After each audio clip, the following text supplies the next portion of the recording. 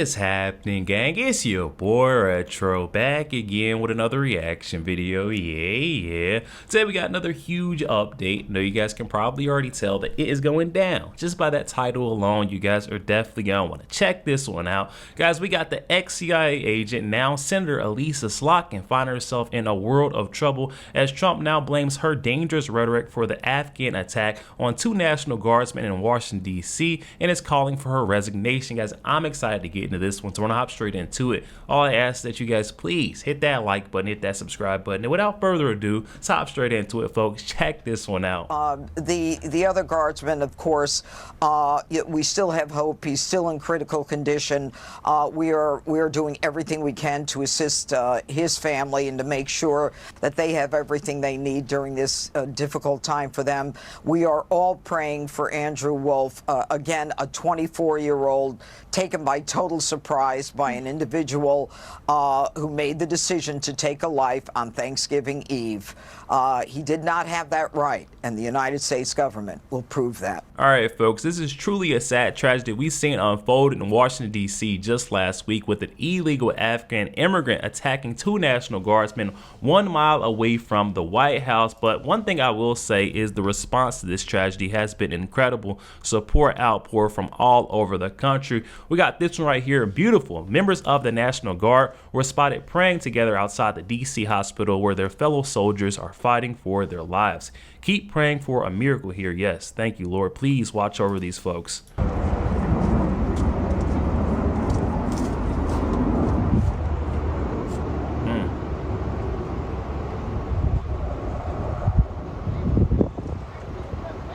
And again, the outpour of support has been incredible during these very trying times. Following this tragedy, we're seeing the soldiers are still unified and together.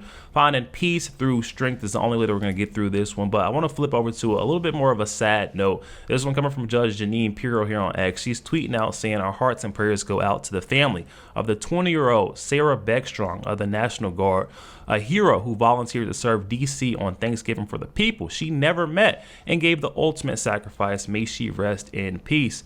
It's now time to avenge her death and secure justice." And this is her right here, Miss Sarah Beckstrom.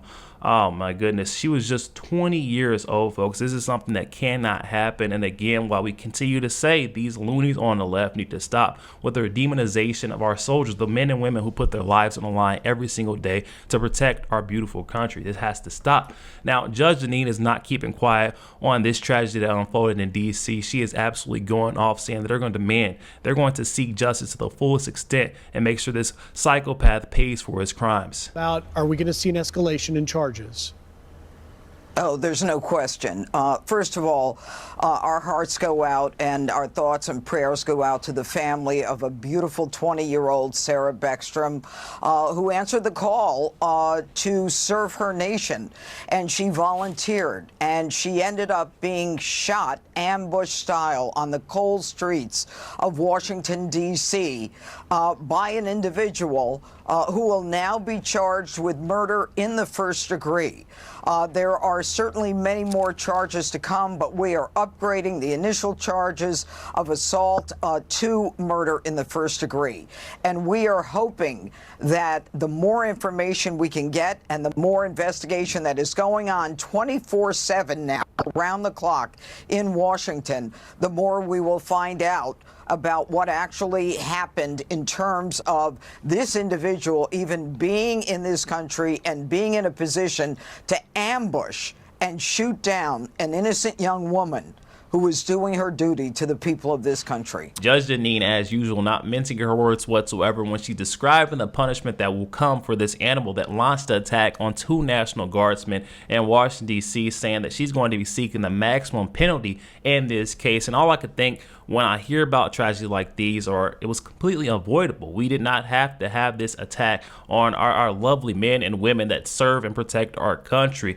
I blame these folks on the left, and it seems like a lot more folks are in agreement with me. We got Gunther Eagleman here saying that he blames Elissa Slotkin, that ex-CIA agent, now senator, who said this just the other day. These videos coming out of places like Chicago, it makes me incredibly nervous that we're about to see people in law enforcement, people in uniform military, get nervous, get stressed, shoot at American civilians. It is a very, very stressful situation for these law enforcement and for the communities on the ground. So it was basically a warning to say, like, if you're asked to do something, particularly against American citizens. This right here is exactly what I'm talking about. This is the very dangerous and divisive rhetoric coming from these loonies on the left that has to be stopped. These folks have to be held accountable because we know exactly what the outcome is. Heck, we've seen the attacks against President Donald Trump. We've seen the attack on our friend Charlie Kirk. And now it's 2 National Guard service members that have been attacked in Washington, D.C., just 1 mile away from the Capitol. And I'm not alone in feeling this way about these folks being held accountable and brought to justice and possibly even prosecuted. Judge Jeanine is absolutely losing her stuff, saying that we will seek justice against all of these loonies on the left that continue to push these very dangerous narratives. Madam Attorney, what is your message to elected officials like Senator Dick Durbin and Senator Elissa Slotkin that said that our National Guard was terrorizing American cities, that predicted that it would be the National Guard that would shoot innocent Americans, and many more horrific comments such as that? You know, it outrages me. And, you know, there's a part of me that thinks that the left is disappointed that the National Guard didn't shoot someone. But the truth is that this left-wing progressive nonsense is nothing more than fueling the flame of division in this country. People should be grateful that the President of the United States has taken crime so seriously in this country that he is bringing in our law enforcement partners so that we can protect the innocent citizens. Look, I am the United States Attorney in the District of Columbia. We had the 4th highest homicide rate in the nation 2 years ago, and the president made the decision to protect the people of the district. Now homicides are down 60%, robberies are down 50%, carjackings are down 74%, and the left wants to complain about it. They should thank God that President Trump is the president, that he cares enough about the people of this country to fight the criminals and protect the innocent people. And let me say,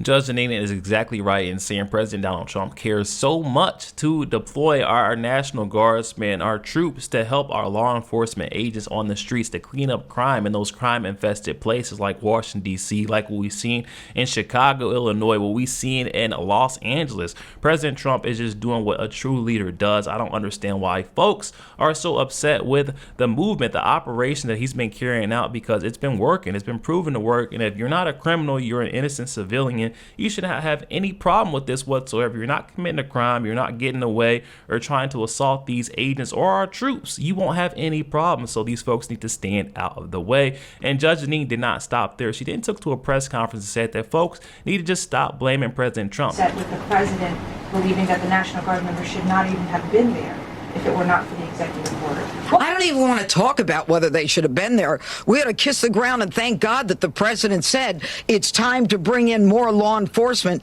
to make sure that a city that had the 4th highest homicide rate in the country was that violence was quelled. I'm not even going to go there.